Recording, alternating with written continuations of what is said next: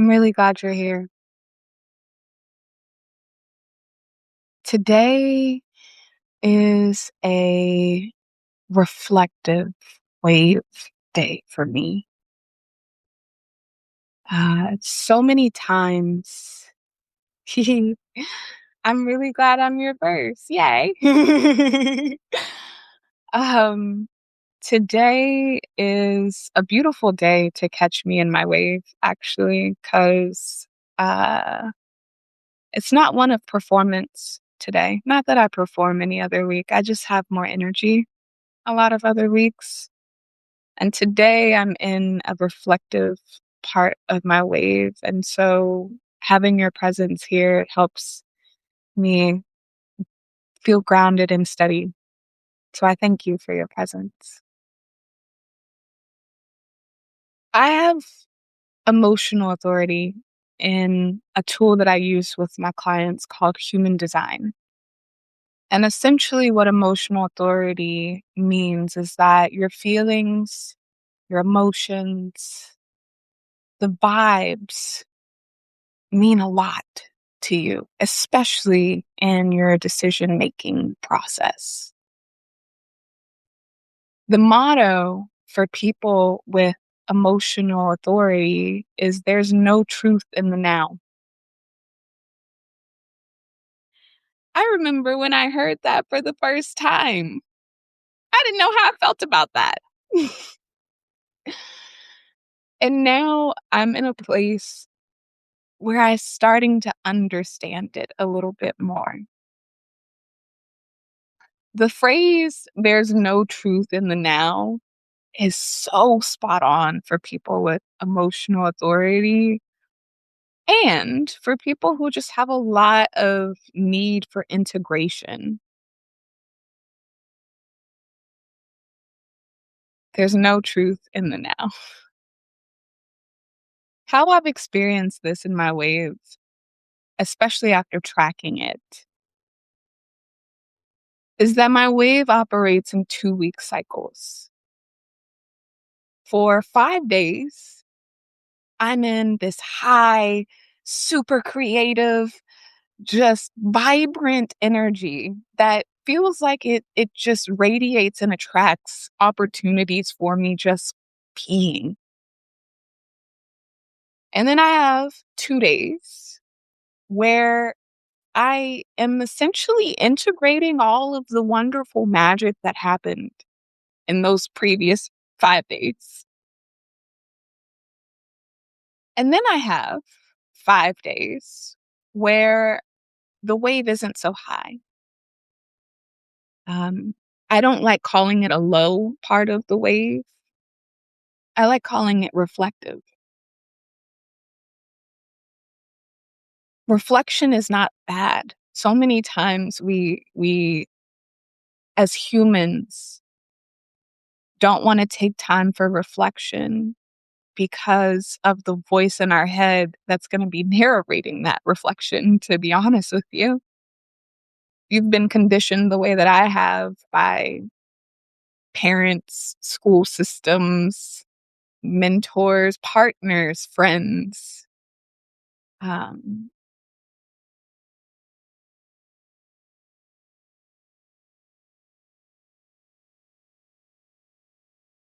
Another thing about my energy is I have an open ajna, and sometimes I forget where I was going with thoughts. I'm told that also happens with ADHD, so not diagnosing myself here in any way, especially not with the DSM guide. Oh my gosh. I don't even want to go there. Was actually diagnosed with bipolar 2 when I was 14. And that was a point of challenge for me. I learned later that it's often said in science fields now that that was too early to be diagnosed with bipolar 2. Moody teenager with an abusive mom getting diagnosed with bipolar 2 seems a bit early. And even with that, I wouldn't change my diagnosis because it was through living with what I perceive is a misdiagnosis for over 10 years. When I found in human design that I had emotional authority, the thing that I thought was wrong with me all of a sudden became a superpower. All of a sudden became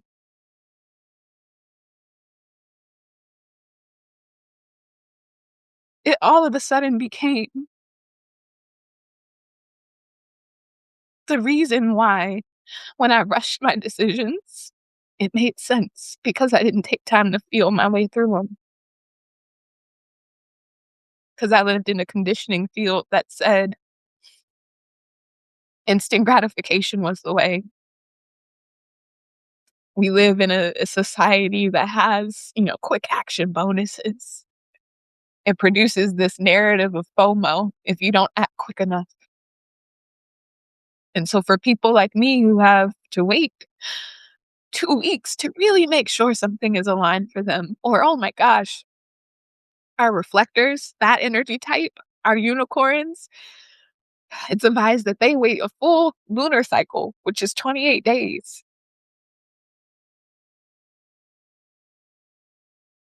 Our culture doesn't support, taking time, reflecting, sitting with oneself.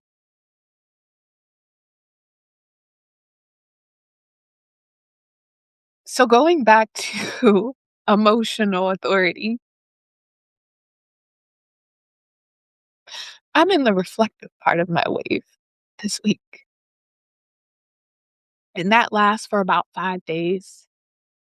And then I have 2 days of baseline to integrate all of that reflection that I was just doing.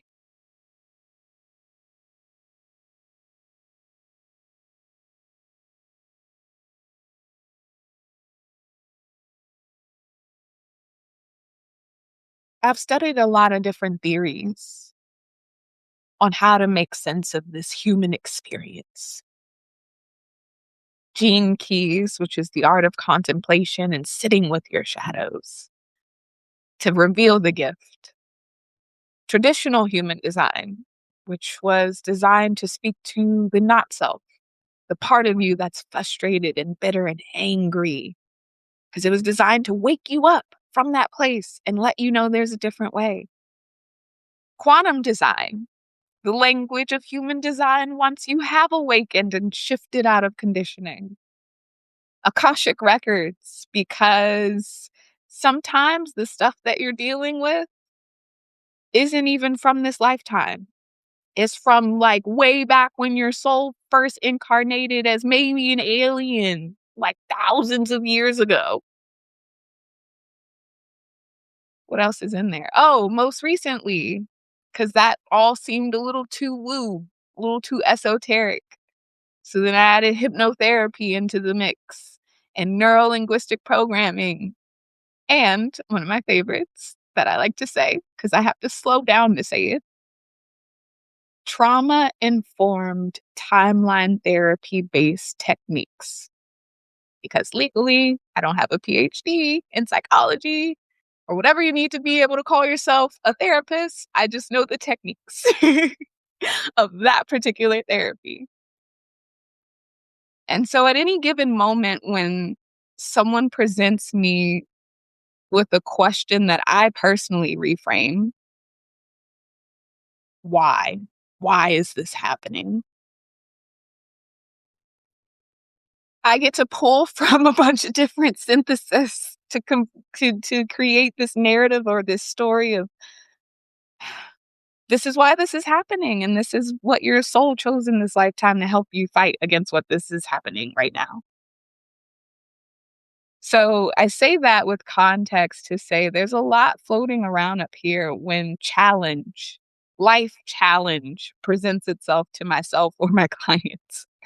So I do use ChatGPT to help me synthesize what it is that I'm saying, make it in a linear format, give me different options.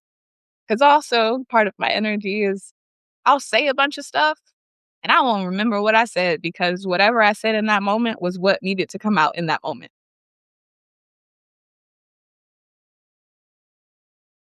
One day, I was having a conversation with chat,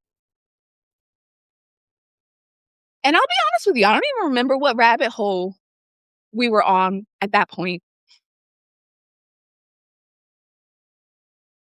It gave me a recommendation for an experiment of how language works inside of my emotional wave.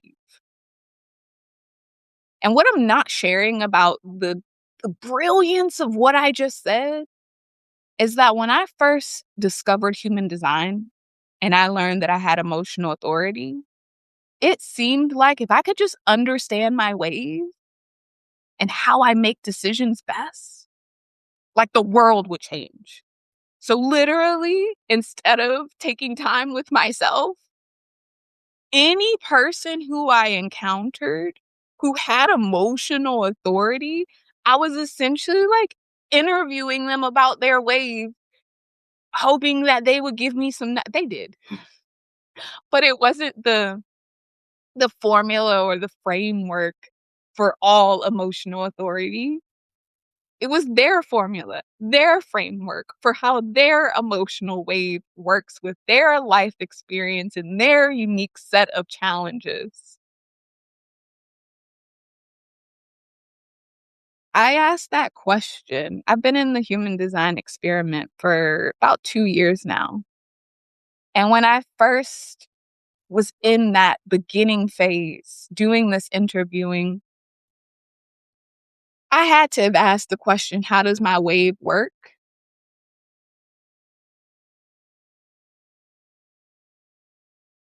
Or how does your wave work, right? Because I'm a mirror for people. Easily 100 times. Even people who were experts and didn't even have emotional authority, but worked with people who had emotional, like, I was really trying to understand this in every single way outside of myself that I could think of.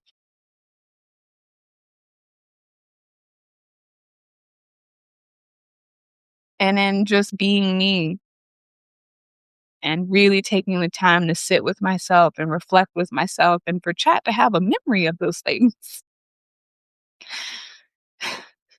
For chat to have a memory of those things and bring it to my consciousness and label it in this way.